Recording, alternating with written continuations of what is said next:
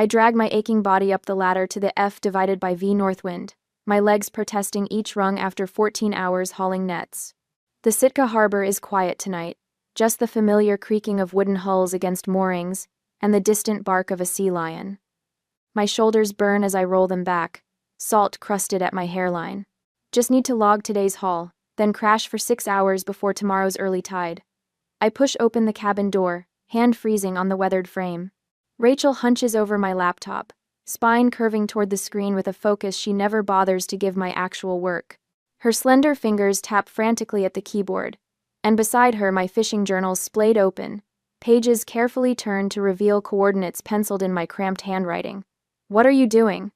The question scrapes out of my throat. Rachel jumps, her hand flying to her throat. "Kate, I didn't expect you back so soon." She doesn't close the laptop, doesn't even try to hide what she's doing. A flash drive sticks out from the USB port like a neon accusation. Those are my private logs. I take a step forward, noticing the stack of journal pages already photographed, placed in a neat pile. "It's for my marine biology thesis." Rachel shrugs, tucking a strand of clean hair behind her ear. "The department needs data on sustainable fishing grounds to complete our study." The casual way she says it, like she's asking to borrow a sweater, sends heat crawling up my neck. My hands curl into fists at my sides. Those locations took me years to find. My voice remains level, though something wild pounds behind my ribs. Years of trial and error, marking underwater ridges, tracking seasonal migrations that nobody else bothered to document. Rachel's eyes narrow slightly. "It's family knowledge, Kate. You didn't invent fishing." The memory hits like a slap. Last week's dinner, Mom passing the potatoes, barely glancing up when I mentioned Rachel's research team had damaged one of my depth sounders. "Your sister is doing important scientific work," Dad had said, cutting me off. "Equipment can be replaced." Mom's smile had been tight. "Rachel will make the Howard name mean something in academia." As if my work keeping this boat running, paying their mortgage, funding Rachel's education meant nothing. I step forward, spine straightening. "Those are proprietary locations that keep this business afloat, that keep you in that fancy university program." Rachel stands, matching my height but not my breadth. "You're being ridiculous. The university needs access to local fishing data, and our family has the most comprehensive records in Southeast Alaska. So you steal them? Without asking?" "I shouldn't have to ask." Rachel's voice rises, righteous indignation flushing her cheeks. "We're family." The harbor lights cast shadows across her face, suddenly making her look like Mom, the same entitled tilt of the chin, the same certainty she deserves whatever she reaches for. Before I can respond, footsteps sound on the deck.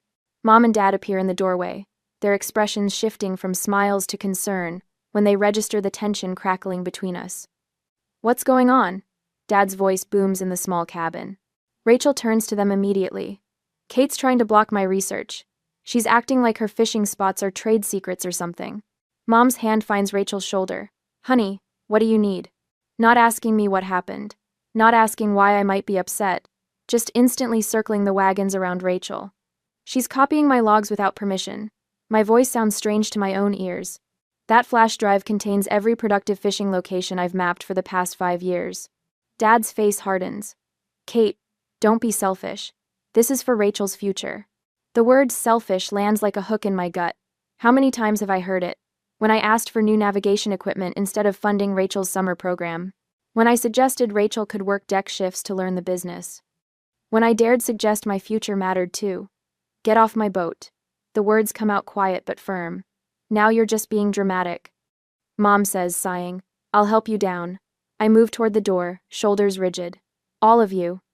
They leave reluctantly, Rachel clutching the flash drive, my parents muttering about ungrateful daughters. I stand at the rail, watching them walk down the dock, then return to the cabin. Alone, I slide open the hidden compartment beneath my bunk. Inside rests the folder of ownership papers I signed 18 months ago, buying out my parents' shares of the Northwind with a second mortgage I haven't told them about. Soon they'll learn what I've been planning in silence all this time, and they'll wish they'd been more careful about who they betrayed. I smooth my only dress shirt as I pull into my parents' driveway, steeling myself for our weekly ritual. The familiar Cape Cod with its weathered gray shingles looms ahead, smoke curling from the chimney against the Sitka sunset. 3 days since I ordered Rachel off my boat, and not a single apologetic call. Grandpa Howard sits on the front porch rocking gently, his gnarled fisherman's hands resting on worn denim. His eyes catch mine with an intensity that makes me pause. Mike and Thomas stay behind. Kate, he nods, voice low. You might want this tonight. He presses something into my palm, a folded note. Read it before you go inside. I unfold the paper in my truck. His shaky handwriting delivers a gut punch. They've been showing the north wind to people without telling you. Check your bag twice before you leave tonight. The fishing journal I'd stashed in my canvas bag suddenly weighs 1,000 pounds. I tuck Grandpa's note inside it, next to the folder of ownership papers I've brought as insurance. When I push through the front door, voices from the dining room freeze me in place. The conversion shouldn't take more than 6 weeks, says a man's voice I don't recognize. And the permits transfer seamlessly? That's Dad, using his businessman tone. Once the sale finalizes, yes, the Northwind's fishing rights would convert to research permits under university jurisdiction. The stranger again. My feet carry me forward before my brain catches up. 5 faces turn toward me: Mom, Dad, Rachel, and 2 men in pressed khakis who reek of academia. Kate. Mom's voice pitches too high. You're early. The table is set with the good china, the plates reserved for Christmas and mortgage payoffs. A bottle of champagne chills in the center. Am I interrupting something? My voice sounds distant in my ears. Dad stands, gesturing to the taller of the strangers. This is Dr. Patterson from Coastal Marine Institute, and his colleague, Dr. Winters. Dr. Patterson extends his hand. Pleasure to meet the captain I've heard so much about. I don't take it. Instead, I look directly at my father. Why are you discussing permits for my boat? Mom laughs nervously. Don't be dramatic, Kate. Sit down and have some wine. We have wonderful news. I remain standing as Rachel beams from her seat. I got accepted to the PhD program. Full funding and everything. Congratulations, I manage, eyes scanning the papers scattered across the tablecloth deck plans of the Northwind, with sections highlighted and relabeled. What's all this? Dad clears his throat. We've found a buyer for the Northwind. The university wants to convert it to a research vessel for their climate study program. He says it casually, like announcing a change in dinner plans rather than the dismantling of my life. And my fishing permits? The words scrape against my throat. Would transfer with the sale, Doctor. Patterson explains, leaning forward. We'd maintain them under university control for occasional commercial catches to supplement research funding. I see. I remain standing, my knuckles white against the back of the empty chair. And when were you planning to tell me? Mom waves dismissively. We're telling you now, honey. It's a wonderful opportunity. Rachel will have first priority on research expeditions. Through the front window, I spot my deckhands, Mike and Tomas, leaning against their trucks in the street right where I asked them to wait after Grandpa's cryptic call this morning. We've already shown the boat twice, Dad continues. Dr. Patterson thinks we can close by month's end. Rachel reaches for the champagne. They're going to rename it the Howard Research Vessel. Across the table, Grandpa catches my eye, giving the barest nod toward my bag. Before you continue, I say, voice steadier than I feel, I have something to share. The room falls silent as I reach into my canvas bag, fingers finding the leather folder I've carried for months, waiting for exactly this moment. I place it on the table, turning it to face my father. What's this? Dad frowns. Ownership papers for the Northwind. I slowly open the folder, revealing the title with Howard C. LLC prominently displayed. Signed and registered 18 months ago. Dr. Patterson leans forward, academic curiosity piqued. These appear to be legitimate transfer documents. Dad's face flushes crimson. You can't have possibly afforded to buy us out. Second mortgage. I pull out bank statements, laying them beside the title. I've been making payments for 1.5 years. Mom's hand flies to her throat. You went behind our backs? Like you're doing right now? I meet her eyes. Planning to sell my livelihood without even mentioning it? This is different, Rachel protests. This is for science, for my career. My career pays for this house. The words taste bitter but necessary. My career funded your undergraduate degree, Rachel. On a boat you're now trying to sell from under me. Dr. Patterson examines the documents with growing discomfort. These transfer papers appear completely legal. Mr. Howard, you signed over your ownership shares on, he squints at the date, February 12th of last year. Dad's face crumples with disbelief. I never signed these. You did. I pull out another paper. The same day you asked for $15,000 for roof repairs. Remember signing for that loan? I will be no. Recognition flickers in his eyes, followed by fury. You tricked us. No, I say quietly. I protected myself. There's a difference. Grandpa suppresses what might be a smile behind his weathered hand. This is a family boat, Mom insists, voice rising. Your grandfather built that business for all of us, not just you. And I've kept it running for all of us. I rest my hands flat on the table, but apparently that wasn't enough, so now it's just mine. The champagne sits forgotten as Rachel's academic dreams collapse in real time. Doctor. Patterson awkwardly gathers his papers, murmuring something about family matters and contacting university council. Through the window, I see Mike and Tomas straighten, watching the house like sentinels. They've been waiting for my signal, just as I've been waiting for this moment when my family finally sees me not as the daughter they can use, but as the captain who owns the tide. Morning fog rolls across Sitka Harbor as I secure the last line to the cleat. 3 weeks since I revealed the ownership papers, and the war has only intensified. I wipe salt spray from my face, squinting at the figure marching down the dock toward me. Dad's jaw works back and forth before he even reaches speaking distance. His boots thunder on the wooden planks like drum beats announcing battle. This isn't over, Catherine. He thrusts a manila envelope at me. My attorney says we have grounds to contest. You deliberately deceived your own family. I take the envelope without opening it. I paid fair market value. To the penny. You went behind our backs while living under our roof. Your roof? I feel heat rising in my neck. The second mortgage on the Northwind paid for that roof. For Rachel's college. For Mom's knee surgery. Dad's face reddens. We're family. Everything was supposed to be shared. Funny how sharing only works one way. I tuck the envelope into my jacket. I'll have my attorney review this. He jabs a finger at the Northwind. Your mother is calling everyone we know. Nobody in Sitka will buy your catch once they understand what you've done. The threat settles like a weight. My phone buzzes the 5th call from Mom's sister this morning. The smear campaign is already working. Go home, Dad. I turn back to my preparations, refusing to let him see how his words land. As his footsteps fade, I pull out my phone, clicking to the messages from Rachel's sobbing voicemails claiming her career is finished without access to the Northwind.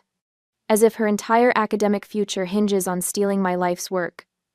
3 hours later, I sit across from Maggie Sorensen in her Juneau law office, the harbor visible through rain-streaked windows. She slides the contested documents back into her leather portfolio. Your purchase is ironclad. She taps her pen against the desk. Your parents signed these transfer documents voluntarily, with notarization.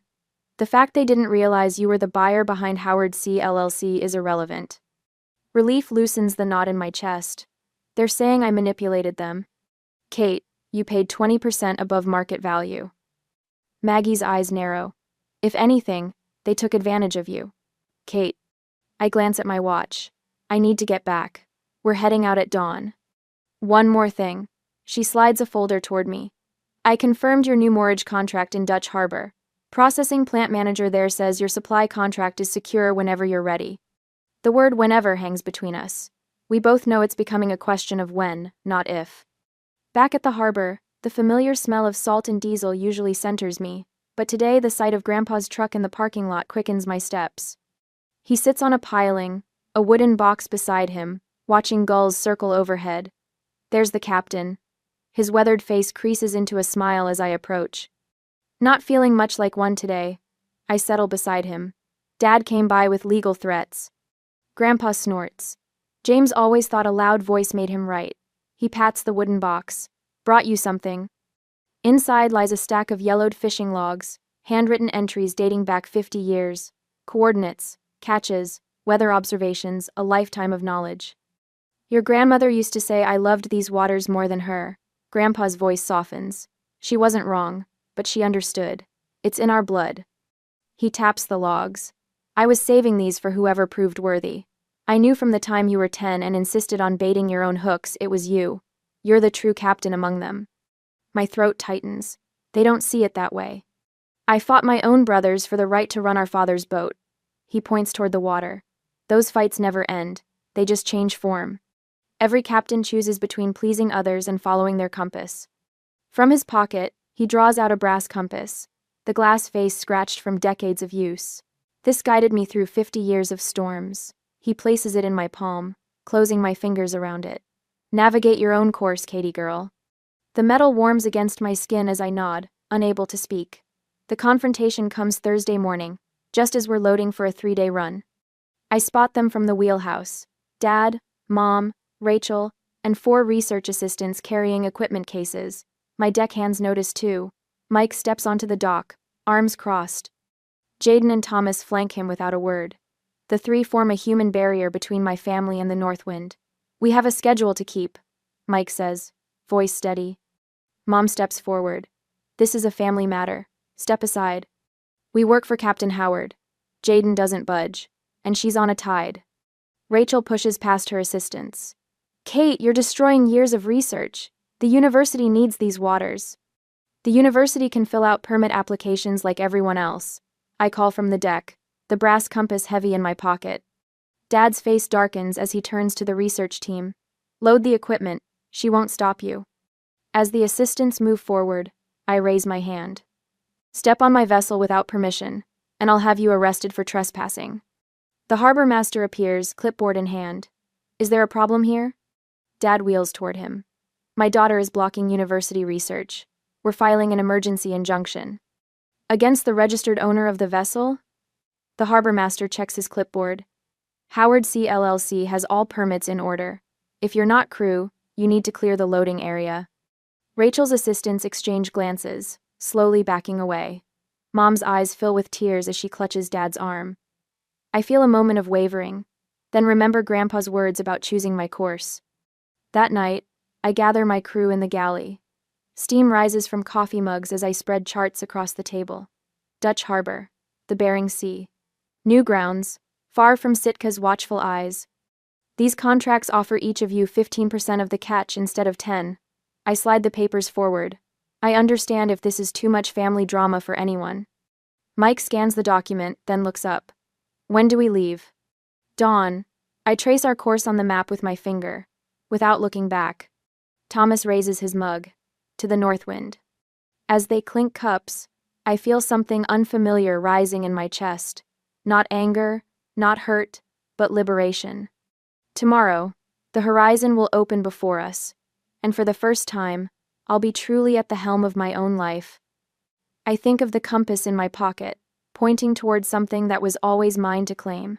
The pre-dawn darkness wraps around the Northwind like a promise as I guide her through the narrow channel leading from Sitka Harbor. My hands steady on the wheel, knuckles white not from strain but resolve. Each turn of the propeller carries us farther from the only home I've known, but with every nautical mile, the vice around my chest loosens a notch. We're clear of the last marker. Captain Marco, my first mate of 7 years, stands beside me in the wheelhouse, voice low as if we're stealing away rather than claiming what's rightfully mine. Take her to cruising speed.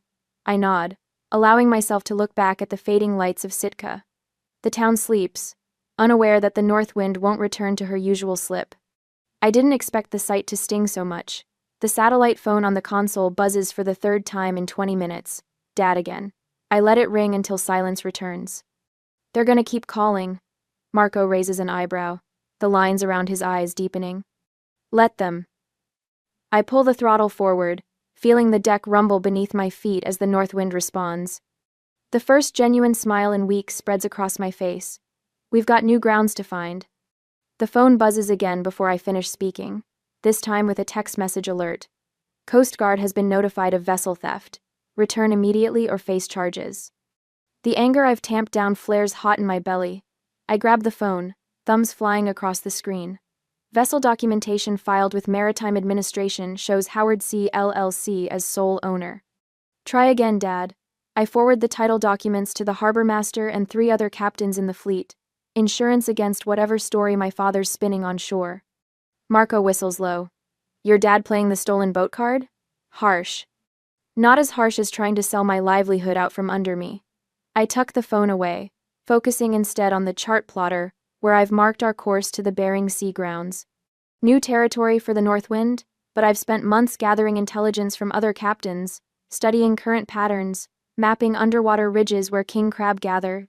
By mid-morning, calls shift to Rachel's number. I finally answer after the 7th attempt. Kate, please. Her voice catches with familiar practiced vulnerability. My entire research program depends on access to those waters. Just one more trip, my professor. Should find another boat. I cut her off, watching a pair of humpbacks surface off our starboard side.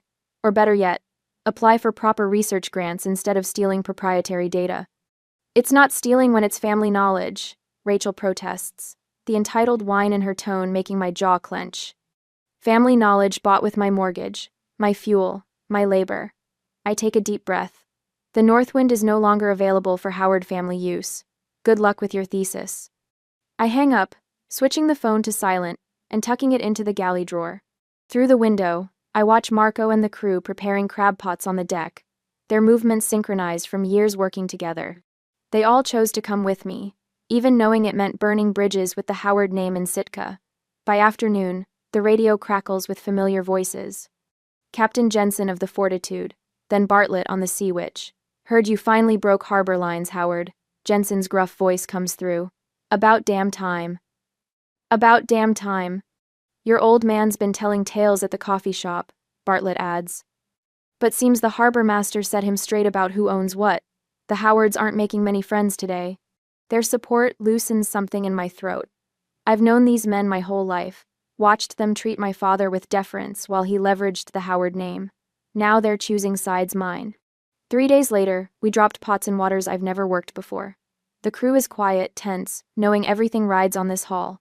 I've staked everything on being right about these grounds. When we pull the first string of pots, they come up so heavy the hydraulics strain. Massive king crabs, shells gleaming, tumble onto the sorting table. The crew erupts in whoops and hollers while I stay silent, running calculations in my head. At these weights, we're looking at a record haul. That night, the processing plant manager called personally to confirm our arrival time. Word is you've hit the mother lode, Howard. We'll clear dock space for you. After the call, I gathered the crew in the galley. Beer appears from the cooler, and I don't object when Marco slides a bottle my way. For the first time, I tell them everything. The years of my parents treating the boat as family property, while I carried the payments alone, Rachel's academic theft, the final betrayal of trying to sell the Northwind out from under me. To Captain Howard, Marco raises his bottle. Who finally realized blood doesn't entitle people to steal your future? To the Northwind, someone else calls, and Dutch Harbor, our new home port. I take a long pull from my beer, feeling the cold liquid wash away years of swallowed words. My phone shows 17 missed calls and a social media notification. Mom's public post about family betrayal getting ripped apart by commenters who know the truth. I delete the notification without reading further. Their voices can't reach me here, on my boat, surrounded by people who respect boundaries and honest work. For the first time in my adult life, I'm navigating by my own charts, and the water ahead looks clear all the way to the horizon. 3 months later, we were at the new port, and I collected more evidence and team to protect my legacy. The shadow of the Northwind stretches across Dutch Harbor's choppy waters as I spot them. 3 figures huddled against the wind, looking small against the industrial backdrop of processing plants and supply warehouses. My parents and Rachel, exactly as I expected when the harbor master called to warn me.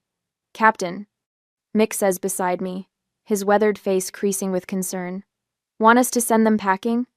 I shake my head, watching them take in my vessel, freshly painted hull, new hydraulic system gleaming under the weak Alaskan sun, crew moving with practiced efficiency as they prepare for tomorrow's run. I'll handle this. 3 months of distance has hardened something in me. I stand straighter as they approach, noticing how my father's confident stride falters when he sees the improvements. The solar panels, the upgraded navigation array, the name freshly repainted with Howard C. LLC beneath it in professional lettering. Catherine, my mother calls, using my full name like she always does when trying to establish authority. Her voice carries across the dock, brittle with forced warmth. The harbor is buzzing about your operation. I don't move from the rail. You're welcome to come aboard my vessel. One conversation, then you leave. The emphasis on my doesn't escape them. They exchange glances, the same silent communication they've used my entire life when plotting strategy. Rachel clutches a leather portfolio against her chest like a shield. Permission to come aboard, Captain? My father's attempt at humor falls flat. Granted. I lead them to the galley, recently renovated with the profits from our record king crab haul. The space feels smaller with them in it, but for once, I don't shrink myself to accommodate them. I gesture to the bench seats, remaining standing. Coffee? I offer, pouring myself a cup without waiting for their answer. My father leans forward, hands clasped between his knees, his negotiation posture. Kate, we've been thinking. It's time we put this unpleasantness behind us. We're still family, my mother adds, reaching across the table as if to touch my hand. I move it away, wrapping my fingers around my mug instead. Rachel looks different, thinner, with shadows under her eyes I haven't seen before. The university is establishing a new marine conservation research program, she says. We could form an exclusive partnership. Your fishing data, my research, the Howard legacy, combining traditional industry with conservation science. The rehearsed quality of their pitches hangs in the air between us. I take a slow sip of coffee, letting silence stretch until my father shifts uncomfortably. We could easily restructure ownership, he continues, voice dropping into the reasonable tone he uses with difficult clients. A family co-ownership arrangement. No need for all this. He waves his hand at the boat. Independence. I set my mug down carefully and reach beneath the table for the folder I prepared weeks ago, knowing this day would come. Before you continue, I say, laying it flat between us, let's establish what family has meant up until now. I open the folder, revealing the first page photographs of equipment damaged during Rachel's research excursions. Date stamped, with repair invoices attached. 6 depth sounders at $3,200 each. Navigation computer water damage, $4,700. Winch system overloaded beyond safety parameters, $8,900 replacement. I flip the page. Logs documenting every time they'd borrowed fuel, gear, or crew hours, without compensation or acknowledgement. Family resources. I say, tapping the column of figures totaling over $120,000. The third page makes my mother inhale sharply. Bank statements showing mortgage payments on their home, Rachel's tuition payments, emergency medical bills after my father's gallbladder surgery. Perhaps, I say, my voice steady despite the heat rising in my throat, we define family differently. My father's face darkens. Now wait just a minute. No, the word cracks like a whip. For 32 years I've waited. I believed family meant mutual support, not endless taking. I look directly at each of them. I have the emails where you discussed selling my livelihood to fund Rachel's PhD program, dated just a few days after I paid off your second mortgage. Rachel's eyes widened. Dad said you were planning to sell anyway. I stop, breathe. Every penny I earned went back into this boat or into supporting you all. Meanwhile, you planned to sell it from under me. My mother's eyes fill with tears, but for once they don't move me. We only wanted what was best for everyone. For everyone? I laugh, the sound harsh even to my own ears. Or for the daughter whose achievements you actually valued? My father stands abruptly, knocking the bench backward. After everything we sacrificed for you, this is how you repay us? With accusations and... Sit down, George. The voice comes from the doorway, where Grandpa Howard stands, sea bag over one shoulder. And for once in your life, listen to your daughter. Pop, my father sputters. You don't understand. I understand plenty. Grandpa moves beside me, his presence a solid wall of support. You've been treating her like a workhorse instead of a daughter since she was 16. I watched it happen and said nothing. That ends today. Rachel's face has crumpled, real understanding dawning for perhaps the first time. I close the folder. These are my terms for any future relationship. I say quietly, acknowledgement of past exploitation, respect for my boundaries, and the understanding that this vessel and business are mine alone. My father stands again, slower this time. You always were stubborn, just like your grandfather. Come on, Helen, Rachel, we're not going to beg. But as they file toward the door, I catch the shift in my mother's face, manipulation giving way to genuine shame. Rachel lingers, her fingers trailing on the galley table. I never saw it, she whispers. I'm sorry I never saw it. It's not enough. But it's a start. A year later, the morning sunlight streams through the windows of my Harborview office, casting golden patterns across the maps that line the walls. Each chart marks successful fishing grounds. The Northwind has claimed this year territory that belongs to Howard C. LLC, not family obligation. I trace my finger along the newest editions, pride warming my chest as I remember the record haul we brought in last week. A knock at the door pulls me from my thoughts. Greg, one of my first mates, stands in the doorway holding a stack of mail. Supply contract renewals came through, he says, dropping the envelopes on my desk. And this, he hands me an envelope with my parents' return address, their formal handwriting instantly recognizable. Birthday card? He asks, noticing my hesitation. I nod, tucking it into my desk drawer unopened. Third one since I left, each one a little less stiff than the last. Outside my window, both vessels of my expanding fleet rock gently at their moorings. The north wind gleams with fresh paint, and beside her, the Aurora purchased 3 months ago when we secured the Bering Sea contract stands equally proud. My eyes drift to the framed photo on my desk. My crew gathered on deck after our first independent season, faces sun-weathered and grinning. The phone rings. I recognize Grandpa's number immediately. My captain granddaughter, he greets, voice gruff with affection. The Finnegan boys just told me about your Sustainable Fishing Award, making quite the name for yourself. I laugh, warmth spreading through my chest, just using your compass like you taught me. Best thing I ever gave away, he says, speaking of which Rachel called yesterday. My hand tightens on the receiver. And? Got her own research grant. University funded, no Howard strings attached. Pride colors his voice. Said to tell you she's charting her own course now.